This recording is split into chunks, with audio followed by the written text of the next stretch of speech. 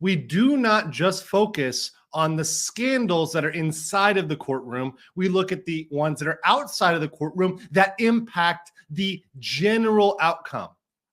So many people and too many people, especially lawyers, they focus just on the law. And they say, oh, well, we only got to look at the objections. Well, sometimes the objections don't fucking matter if you don't have a career after you get out of the courtroom. If Johnny Depp has no career and no potential after he gets out of the courtroom, it doesn't matter whether he wins or loses his case. I'll say that one more time.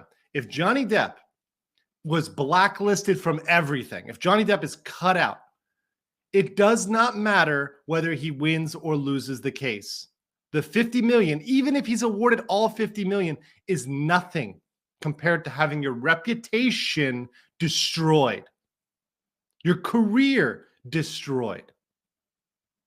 It's nothing compared to that. You cannot buy back your reputation with any cost. You cannot buy back the trust of individuals, the trust of companies, the trust of, well, just in general, the world. But here's how Johnny Depp has won. And guys, by the way, like Danielle said, if you like this, please make sure you smash the like button and subscribe. Thank you so much. So Johnny Depp has won big on the corporate side of things. The majority of money that people make, if you think about football stars, Hollywood, they make more money from advertising than they do in their actual productions, from being the representative for a brand. Think about Colin Kaepernick, that grifter. He made more from Nike than he ever made in the NFL. Hands down. Hands down. So you've got to look at what's happening to those people. And dung is fun is a good point here, just like the Kyle Rittenhouse trial. If Kyle can't go to college and can't get a job and can't do anything, what is it worth that he's innocent? That's why Kyle right now is suing people like Whoopi Goldberg for defamation, because the truth needs to come out there. And people who have come out and said lies in order to damage their reputation should be punished. So, and Amber will, and look, Amber's going to pay, by the way. We're going to get to how Amber takes an L. First, we're going to do the Johnny Depp W, then the Amber L. So let's focus on the Johnny Depp W for now.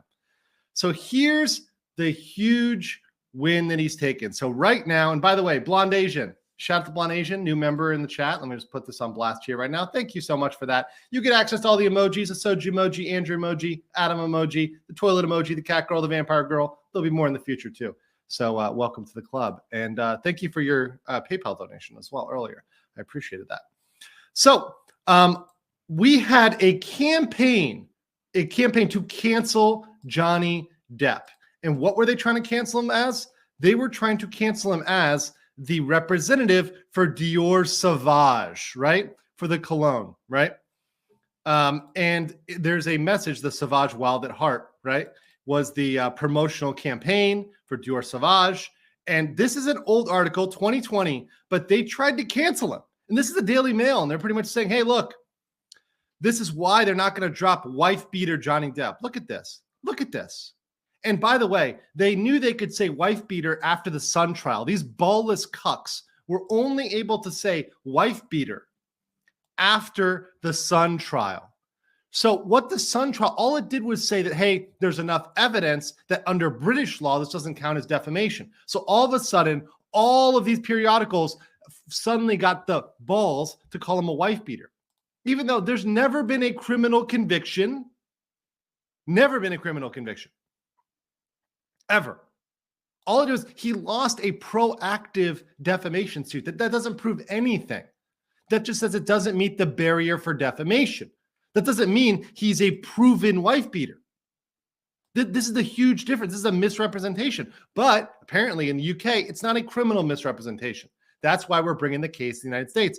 Well, Sauvage was literally pressured by everybody to drop Johnny Depp. And they didn't.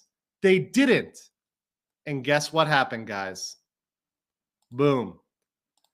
They did not drop him. And the fragrance was sold out.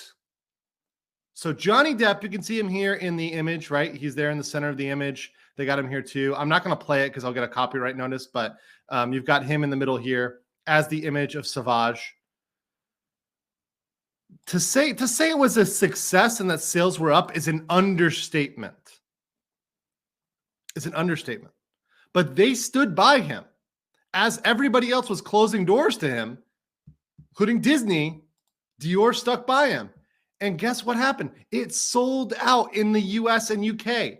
Not only that, guys, but let's go to the financials, right? So this is Christian Dior. This is their financials. They hit records in 2021. Records. Now, look, this isn't all from Savage, right?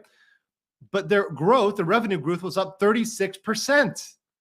And look what they cite. So they go down and they give a bunch of factors. They say, okay, US and Asia sales were up. Europe was, as Europe is trending a little bit up, but US and Asia rose sharply. But go down here, highlights of 2021, a record year. And what's this right here? Worldwide success of Christian Dior's Savage fragrance. Worldwide success. This is what the woke left is fucking terrified of.